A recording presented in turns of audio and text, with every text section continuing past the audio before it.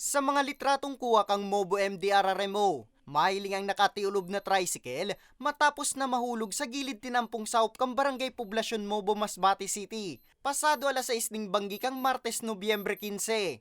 Mahiling man ang pagtaong asistensya medikal sa duwang lunad kang nadiskwidong tricycle. Suminapo ning bari sa kamot ang driver kan tricycle, mantang maswerteng gasgasan ang sinapok ang kaiba kay ni na sarong minor de edad. Sigun kay Joel Pastor, team leader first aider kang Mobo MDRRMO, naenot na nagresponde sa aksidente. An malubak asin day patapos na patinampo sa lugar ang rason sa pagkakadiskwido kang mga biktima. Tulos man na naidara sa ospital ang mga biktima. Yung kasama niya na bata, okay naman siya sir kasi abrasion lang po sir sa paa.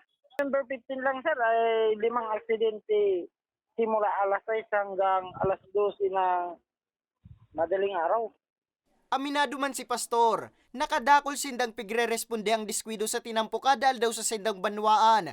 Kadaklan kay adigdi, iyong nasa impluensya ning alak.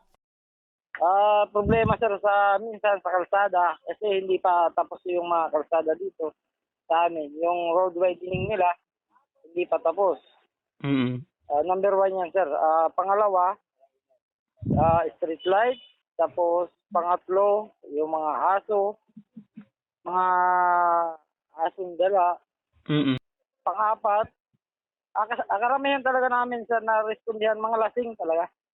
Kaya paurot rong patanid kang otoridad, urog na sa mabiyay sa rarayong lugar, magbalo ng gading dobling pag-iingat, urog na kung day kabisado ang aagihan na dalan. Para sa mga istoryang tatak Bicol, Nomer Corporal.